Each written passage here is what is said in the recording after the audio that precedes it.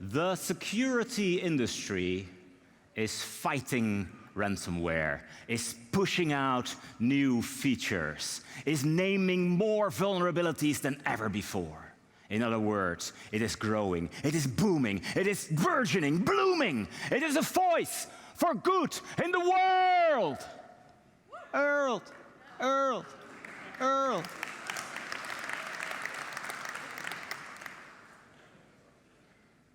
Is it, though? Because what the world really needs is transparency. What the world really wants is to know the real effectiveness of your solutions. What the world really hates is an industry that hides behind all kinds of disclaimers, that deflects responsibilities to end users and governments. It's time for a look in the mirror, security industry. Some self-reflection instead of pushing out ever more technology and ever more silver bullets. Beware the ghosts of Halloween past, present, and future. This may be the last chance you have to change your ways. Erik de Jong, Francisco Dominguez.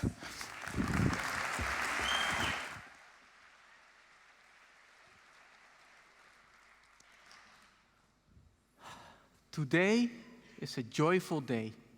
It's a really good day for me as an industry. I feel strong. I'm feeling great. I've actually helped a customer. They had a problem. It was a cumbersome problem. It was a difficult problem. And we helped them. We solved their issue.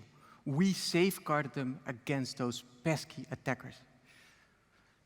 Now that I come to think of it, I might have been overly enthusiastic. Maybe I should dial in legal and, take back some of those promises. Well, whatever. The technical colleagues will solve that when we get there, and it will go smoothly as always. And best of all, we made 300,000 euros. Not bad, right? We still gotta eat and things like that. What a good day for us as an industry. Oh, apologies. You're of course thinking, what the hell is he talking about? This came in this morning, 9 o'clock in the morning. A customer called us and they said, we need a secure customer portal. Can you help us? The answer, like you all know, is of course, it depends. It depends on the scope, it depends on the information that we gather, it depends on the serious threats that you have or don't have. And for this particular customer, it is really serious. So we started to work on it.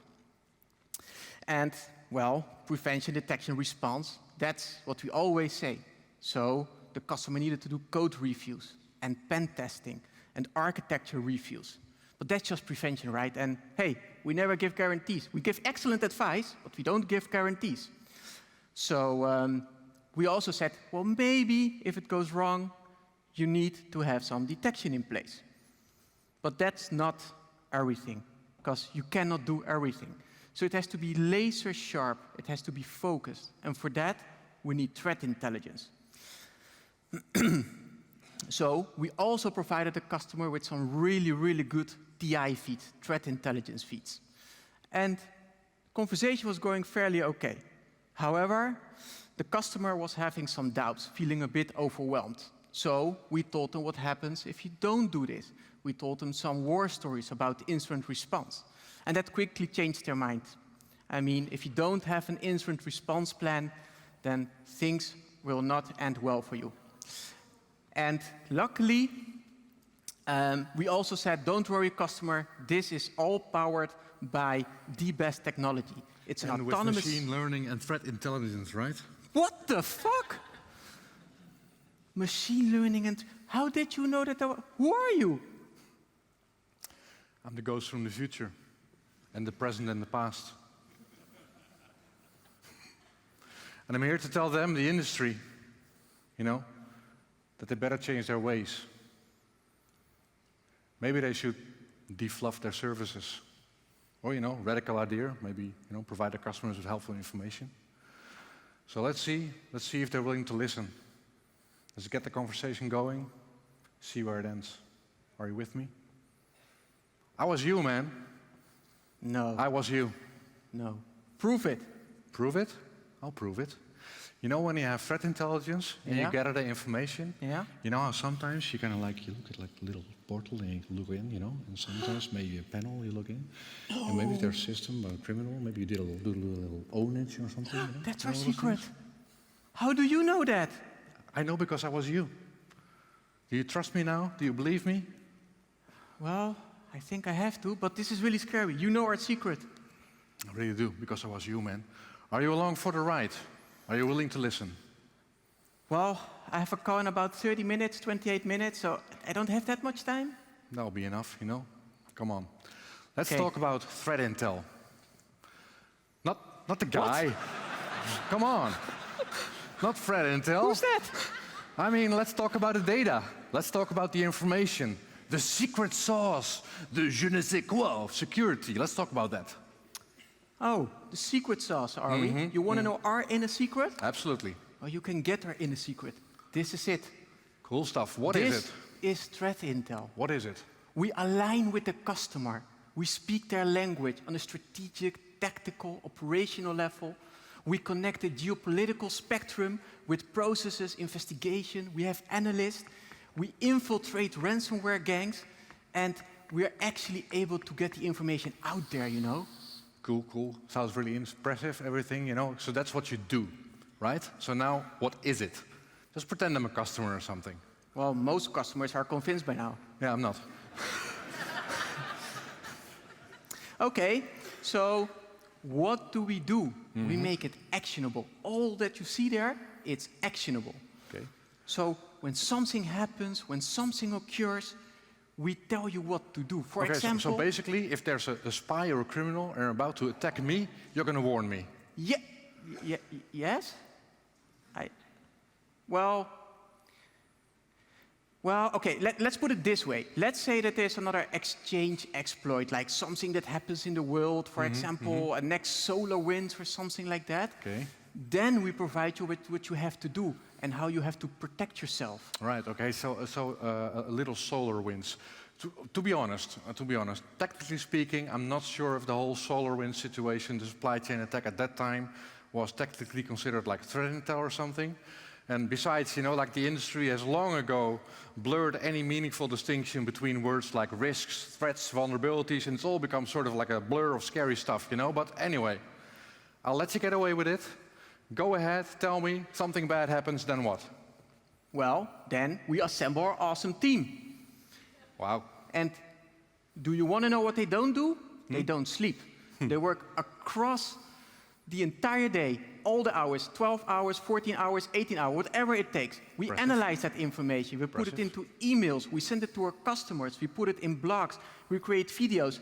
And my younger colleagues, of course, also put the word out there on TikTok. Okay, cool. Do your older colleagues also put something on Facebook, or is that like gone?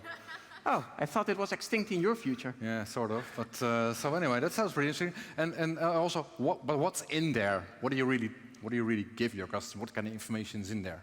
Okay, for the third time, actionable information. Okay. So look at that beautiful list. The information that we give, it helps you to understand what do I have to do when the vendor, for the zillionth time, doesn't have a patch available. Okay. It helps you to hunt them. It helps you to understand what you really need to do. And it's not just advice. We give you ready-made detection rules that you can just apply. Okay, so sounds really good. And the primary goal is to help your customers. Yes. Primary goal is to help your customers. Yes, but also non-customers, in case you didn't realize. All this effort, all this time, all those teams, that information is put out there for free. Okay. Everybody can benefit from it. Cool. And it's not marketing fluff. No. It's not marketing fluff. No. Okay. No. So okay, let me ask you a different question. So when something big happens, does the industry, do you speak with one voice? No, of course. I don't speak with one voice. That would be impossible. Okay. Hey, that's the cybersecurity industry. That's all like the TI providers and companies out there. Oh, I see what you're doing. We're all doing the same. But we augment each other, and we read each other's blogs, and we put out missing information. And, okay, apparently you know me, because you're from the future, I have to be honest. It's a little bit also nice to show off, you know, never waste a good crisis, show off that you're like the best of everyone. So that's also in there a little bit. Not necessarily bad, but let me just ask you. So basically, it's an evolving crisis, right? Yes. So all of you in the industry sort of work alongside each other, but you kind of read each other's blogs. But it could well be that because it's an evolving crisis, the situation on the ground could change moment to moment, you know, hour to hour, right? Call it healthy competition. Okay, so that means that each of you are looking at the same thing from a different angle, right? Yeah. It also daily means job. that maybe it could well be that at one point, you know, that as a customer, the information that you put out, security company A puts out slightly different information than security company B. Is that right? Well, that's fairly black and white, but yeah, that's essentially right. So how the fuck does that make sense, man? How is that putting the customer first? I mean, imagine an imminent threat situation, and there's like 5 commercial threat information providers commercially available, and they have like 5 websites with information that's slightly different. You know, how am I as a citizen supposed to make sense of that? Am I supposed to follow like 5 websites and try to see what's different, what's the same? How is that putting the customer first? That's marketing fluff disguised as altruism. That's what it is. Whoa. That's some hidden rage there. Luckily, I'm not the target of it. I mean, I know that you're mad, but you don't have to be mad at me, the industry. I mean, we've got IVD, MIVD, NCSA, NCTV. They are the authority. Look at the government, man. It's their job. It's going to be a long talk here. I knew you were going to say this. I knew you were going to say this, you know. And at the actual time that it's possible for you to show some leadership in times of crisis, you dodge your responsibility. That's what happens. You know what it leads to? It leads to this. Is this from the future? This is about a year from now. You know, are I you took a newspaper clipping on my way here. Are you saying that all those words and pretty pictures on blogs, that they caused that from what we said? In the end, that's what happens if you give conflicting security advice. You know, you get away with it most of the time, but at one point you just don't anymore. Not very good, right? Is it? Anyway, No, enough of this. Yeah. Do you have some real threat intel to talk about, for example, maybe? Yeah. You want real? Yeah, I'll give you real. Okay. Looks real. So what would you do if you're targeted by financial actors, or worse, by espionage? How would you defend yourself? I need to know what to do, right? Yeah, I'm going to tell you how you should do that. That's why you need TI, because we determine the relevant threats for you. And when we know which actor is relevant for you, we prioritize the relevant defenses. Okay. And you're making it seem like I'm all fluffy, but here, take this. These are specific things that you have to do if you want to protect yourself against financial criminals. Financial criminals, right? Yeah. Okay, cool. And check this. This is what you have to do against espionage. Wow. It's the same list. No, it isn't. Yes, it is. No, it isn't. Yeah, it's the same list. Oh, it's essentially the same list, you know? It's like, you know... I mean, what are you doing? But what about the prioritization? Yeah, come on, it's the same list. You know, 80%, 90% is the same. The rest is sort of shuffled, but you know, everybody basically needs to do the same thing, regardless of financial threat actors or, you know, state actors. Doesn't really matter. It's essentially the same, right? So what are you doing? Putting some sort of threat intel garnish on top of it doesn't make a lot of sense. All these things we knew like 50 years ago, 120 years ago, you know, that they need, or maybe not in your time, that our customers needed to do them. And you're basically rehashing it, telling it as new, and it's essentially the same. It's nothing new. Okay. Honestly, you're partially, maybe a tiny bit correct. Of course I am. But the customers just don't do their job. I mean, we've been advising this for 20 years, and for 20 years they've been ignoring us, like it's too much work, no resources. So what happens? The entire industry, we started to tell stories. We started to make it relatable. And what happens when you make it relatable? They suddenly listen. Put some bad guy on your report, and they go like, oh, if he's going to attack me, I'm going to do my stuff now. Okay. And magically, they're now finally doing what they should have done 20 years ago. Really? Yes. Okay. Okay, I'll grant you that, you know. Maybe if the end justifies the means, it's all right to do some storytelling. Maybe it's not all fluff, you know? I'll grant you that. I appreciate that. But I am looking for something a little bit more concrete, maybe a bit more tangible. What Really? about that? Yeah. More tangible. Yeah. Because Come this wasn't actionable enough for you. on. Maybe something better. Come on. Scope, test, report, fix. Do you recognize that? What am I looking at here? This is pen testing. This is as concrete as you can get it. A customer has a question. Can you see if this is safe? We scope it, we test it, we report on it, and it's fixed. Wow. So, and then if you fix it, it's done, right? Whoa, whoa, whoa, whoa. Don't start with the dirty words. Don't go about you. They fix it. We just break stuff. So, and then if they fix it, then it's done, right? Maybe, sometimes. What do you mean, maybe sometimes? Well, they don't always listen to us. Sometimes they just fix half the report, or 2 things from the report, or 1 instance of the 100 things they should have fixed. Maybe understandable, maybe not. Maybe, why don't we just have a look together? Open one of those No. boxes with pen test No. reports, you know, that people put under their desk. No. Take one out and see what the what the recommendations are. I don't want to. Yeah, there's no. Come on, let's have a look at it together, you know. So I'll start easy, you know. Start with some recommendations that are perhaps fairly. We strongly recommend to use long passwords, somewhat vague, that can't be guessed easily by who or what. The application allows 2-factor authentication, so the best way is to use it. Okay, pretty concrete, right? We all, yeah. Second one here.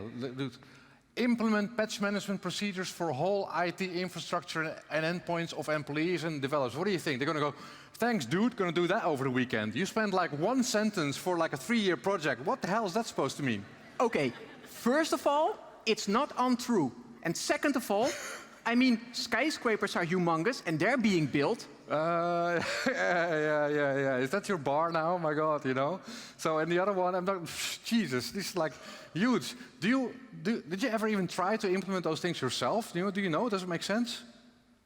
Really? Get it in your head. We break stuff. They fix it. So then, how do you know that it works? Well, because we are the experts.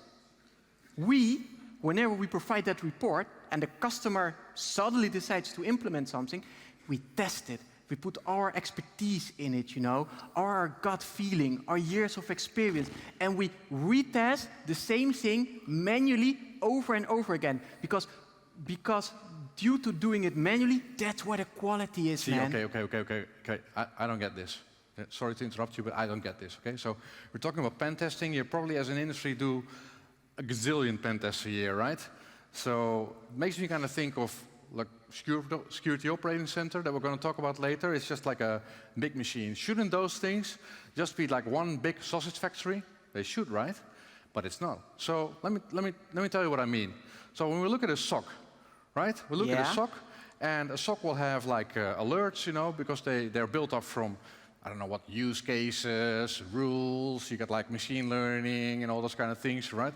And they all lead to alerts, and then there's people that look at the alerts, and most of the stuff just thrown in the bin. Some of the stuff goes to a customer, and on top of that, you had some people that do hunting, you know, it's like a bit more creative, a bit more free format, but not totally, it's a bit structured as well. You still following me? Yeah, that makes sense. And whatever comes out of that, you try to put it in, you know, turn it into regular detection mechanisms, and it's all well and good. Now we're talking about pen testing. No, totally different world, you know. Pen testing. We do use some scanners, but we don't really like them because, you know, they do findings, lots of false positives, you know. You know, who's the hero in the room? The diva, you know. He or she will get up in the morning, if he or she wants to, scratch his or her belly, you know, and go maybe break some stuff and find some vulnerabilities, and don't question the diva. How come there's such an outsized role of manual work in pen testing? Doesn't make a lot of sense, does it? Okay, first of all, the fact that we try to dress a bit nice doesn't mean I'm a diva. Okay. Second of all, scanners and vulnerability stuff is not pen testing. We bring the corner case detection, the good nose to find the stuff. That's just commodity. I was wondering how long it's going to take for him to bring up that word. Commodity. Ooh. Feared in all the boardrooms of security companies around the world. Commodity. I know, it's not nearly as sexy or as interesting or profitable as bespoke. Commodity. Bespoke. You sound like a communist. It's not about money, man. This is about the fact that there are services out there that you could easily commoditize, but you refuse to do that, and you keep treating them as bespoke. You'll be much better off making them a commodity, easier, accessible for your customers, easier to understand, easier to roll out, net benefit for the world, right? Even worse, all your customers, they're looking at a technical debt of 20 years. They've been freewheeling, technical debt up the wazoo that they need to work on. They're not sitting there. They don't require bespoke this and bespoke that. They just want to have something they can roll out easily that really helps them improve. There. Think that over. I'm not done with you yet. Oh, okay. Carry on. But before you carry on, even though you still sound like a communist, I think there's two things you might be, okay, making sense. First of all, maybe if you commoditize a little bit more, we could really focus on the bespoke things exactly. that we love so much. But the rest of it, I mean, we also got to make money, right? Anyway, you just tell them what to fix. You don't really do anything yourself. You kind of lay back. You know something that you probably don't see coming in the future is this. Ha, nice. The ransomware gangs found out that they're not charging for the free pen testing advice that they give to the customers. This is not a joke. What? That's not a joke. This is actually real. That's also from the future. November 9, 2024. But we are way better than ransomware gangs. We pen test way better. Yeah, you'd be surprised. We in the industry, we were looking at this report. This can't be true. This is actually happening. It's actually happening, So. Yeah, but at least we provide yeah, okay, I'm not going to use the word guarantees. Let's move on. Yeah, guarantees. I want you to tell me something. I want you to show me some data or something. Show me what are you guys doing? Show me some data. Come on. Data.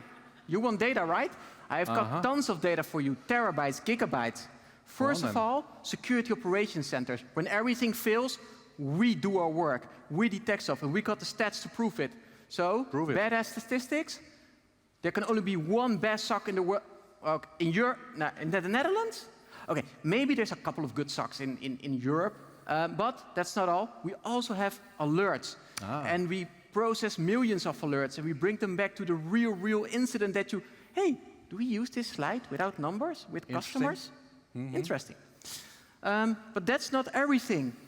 We also tell customers that they can trust us. We have customers across all the continents.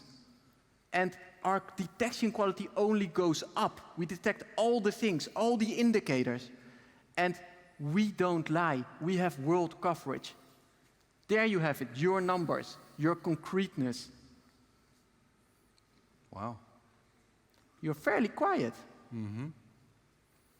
Well, the fact that I see a map of statistics and Greenland's not gray. I mean, it doesn't happen very often. No, and do you know why you're quiet? Because this happens every day. Did you realize that? Well, okay, see, I'm quiet because the nerd in me is kind of intrigued by the numbers. But on the other hand, they're useless. What? They're not useless. Absolutely those useless. Are good statistics. What kind of conclusion am I supposed to derive from those numbers? Well, that we do a lot of work and that we then detect something and that helps you? It's absolutely crap. You know what that's going to lead to? Look at this. You won't be happy, Read the headline. Read the sub-headline. Go cry in a corner now. Ignore statistics. The only thing that matters is we safeguard them. Oh, you safeguard us. Ah, that's an interesting point. You safeguard us. So basically, when you safeguard us, does that mean we don't have to worry anymore, and we're not going to get breached massively? Hey man, nothing in life is 100% guaranteed. Absolutely. So if nothing in life is 100%, why don't you tell me what kind of percentages or statistics are relevant for customers? How should I know? How should you know? Okay. Well, I'm not the expert here, right? So I'm just spitballing, sort of. But perhaps you could talk about false positive rates. If you call a customer for nothing, basically waste their time and money. Or even worse, what about talk about false negatives? Which is even worse because you actually failed to detect something. How about you just report on those? Hey. Or, for example, when new techniques are being detected or seen in the wild, there's a window of opportunity between that and the time that you start your detection. So maybe a detection lag indicator or something will tell you something about how good you are as a company. Or, not all false negatives are created equal. Some of them at the beginning of the kill chain are not as bad as those at the end. So maybe a sort of false positive impact assessment kind of thing. I don't know, those kind of information, very useful. Hey, the saying is true. The older you get, the wiser you get. Absolutely. Nice. 20 minutes already. You're not the only one that can learn. Here, I already added those statistics. It's the same slide. You've just shown me the same slide here. No, it isn't. Yes, it is. Does age affect your eyesight? It does. Okay, let me point it out for you. Here, I added those statistics. Ah, of course, the old trick there. Well, here's a revolutionary idea. Maybe you just show your customers the information that matters and cut the crap. Just leave the rest of the fluff out there, because that's what really matters. How about that? Why don't you do that? Oh, that's actually... Okay, I'll think about it. It's not entirely bad. Think about it. You'll think about it. It's like I'm on a holiday here, Came down here only to hang out with him all the time in the world. You will think about it. No, you won't think about it. Well, maybe you should. You have to change your ways. That's what you have to do. Scary. I hate between change. you not providing good information, between you dodging your responsibilities, all these kind of things will lead to bad stuff happening. Again with the future? Don't you even ask me anymore if I want to see the future? No, I'm not asking you anymore. I'm just showing you, Come on. We're almost done here. Wow. Okay, and does this mean I have to pay money to the customers? Yeah, it's sort of a weird headline, is it? Hard to interpret, but it does actually mean you have to pay somebody lots of money. Hey, do we go bankrupt? This was a time we had multiple court cases like that, of victims of hacks. And they all kind of reached their conclusion around the same time. Interesting to watch, Led to a little bit of a shakeout in the industry, just for your information. Okay, I'm done with this, because it seems like we as a cybersecurity industry don't do anything right. You know what? Go to hell. Here, take this. This is the one service. Oh, crap. Sorry, not one service. It's one of many services that is defluffed, that really solves a problem, and that actually makes customers happy. This is our incident response service. When shit hits the fan, we are between the bad guys and the customer. We help them get back up. Okay. So before you tell me more, because I'm just willing to give you one more chance to prove it, let me just ask you a question about incident response. So basically, incident response, if I understand this correctly, it's shit hits the fan, and then you kind of fix stuff, and then you kind of help them recover your customers, and then basically also you help them rebuild and stuff, right? Yes. Okay, and then? And then we go back to the company. No. And then? We pick up the next incident response case. Okay, so you just gone through the cycle of an incident, right? With analysis of what went wrong, maybe you give them some recommendations, you do fix, you do rebuild, you recover, all these things, and you do this once. And as an industry, you probably do this 5,000 times a year.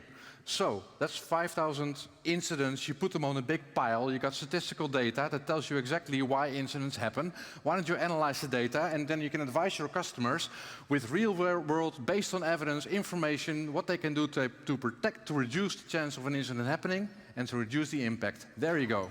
Oh, why don't you do that? I get it. You want us to actually collaborate and gather anonymous data and make the world a better place. Well, some of us do that sometimes. But hey, if it's really that important, eventually the government will do it. The Data Protection Authority, they're the ones that care about important data. Okay. What? Okay. We're not... So again, you're pointing at the government. So maybe, if it makes you feel any better, my cousin Vinny is going to visit the Data Protection Authority next week. And let me tell you, that's going to be a long-ass meeting, That's going to be... We're not here to talk about the DPA right now. We're here to talk about you. So I'm just putting your mind at ease that we're also talking to them. But next week. Phew, I dodged that bullet. Yeah. So, interesting, because people actually seem to be quite, enthusiastic about, incident response. So enthusiastic even that this happened. Hey, but that's a good thing. Does that mean they stop doing TI and they stop doing pen testing and they only invest in incident response? Another shakeout. Whoa, that's a market shift I didn't see coming. Yeah, why do you think that actually happened?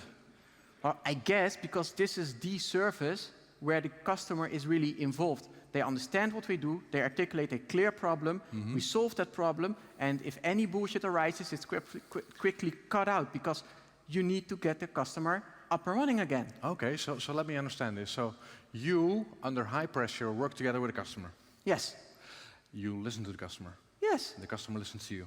of course. Nice. If something doesn't go quite as planned, you immediately change your ways to make sure that it still provides the best outcome for the customer. Of course. Right? So then you fix stuff, and at the end of the day, customer's happy. The customer is really happy. Wow. So why don't you do this for all your services? Okay, dude, what are you?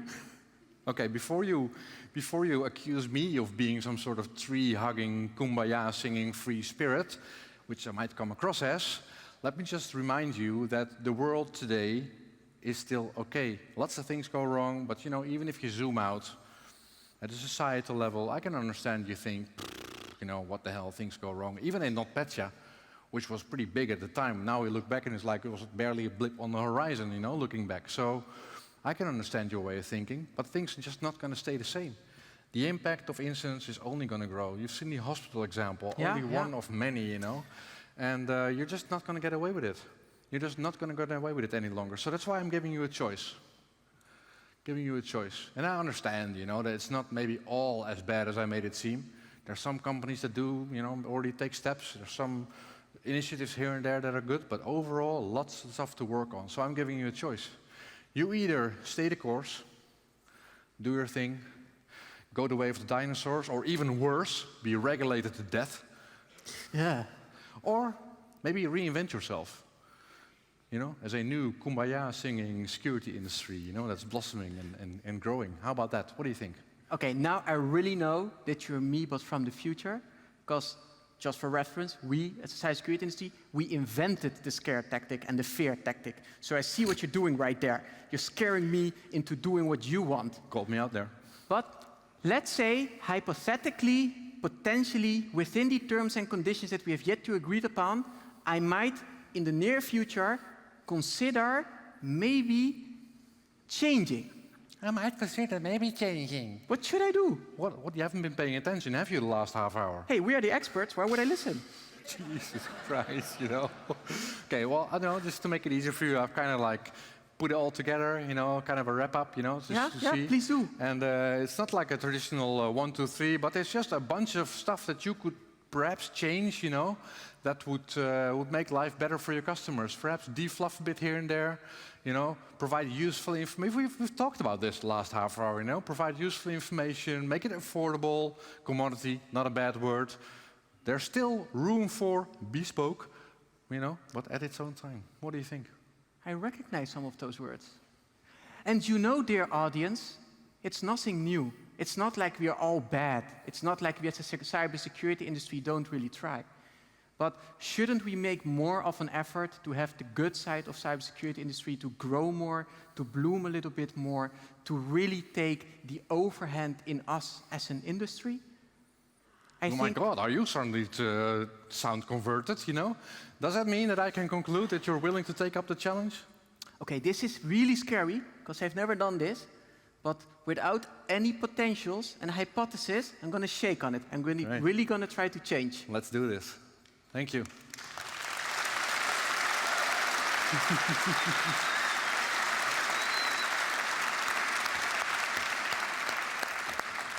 So, thank you all for your attention. We hope that you enjoyed this micro theater that we performed here for you. And this was brought to you by my colleague, Erik de Jong. Been around for 25 years, something, way too long, a quarter of a century. I'm a little bit of a history and geography and, like to look up anomalous places geek. So do lots of road trips here and there. I used to put a piano on there as well, but maybe my colleague, my ex-colleague Leo is in the room, and he will ask me questions like, how often do you actually play? So, not nearly enough. I work for Fox IT, great place, and been there for like 10 years, so it's a decade. And it's also, it's just close to my heart. So actually, it's the time that I'm going to say that this is my last week at Fox IT.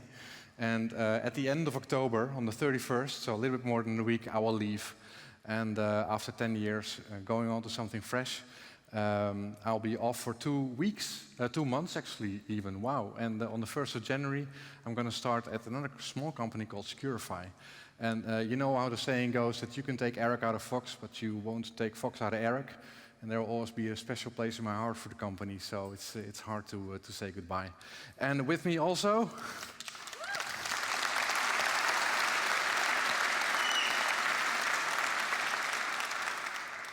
And I'm Francisco, also a little bit of a fossil. I like writing a lot, I like sharing knowledge, but I do that with the goal of seeing a lot of colleagues around me grow and really be successful in their career. So that's what I enjoy a lot. And my heart still goes out to breaking things in a creative manner, and that's why I'm also always attracted to abstract art, because you have to be a little bit of imaginative about what does it represent. And I used to be a colleague of Erik at Fox IT. Seems like ages ago, like really far away, and I fully concur with Erik. It's lovely, lovely people. It was a wonderful time to work there. I then worked at Securify. And they push me to better understand the customer sometimes, hold all that advice giving, but what are you solving? And then I decided to take up a new challenge, and I currently work at Hunt & Hackett. And boy, oh boy, is the blue team a whole other level of challenge. Nice.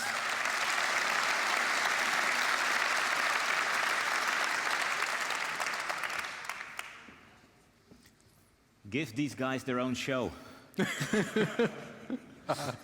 Erik de Jong, Francisco Dominguez, ladies and gentlemen. Thanks. Thank you.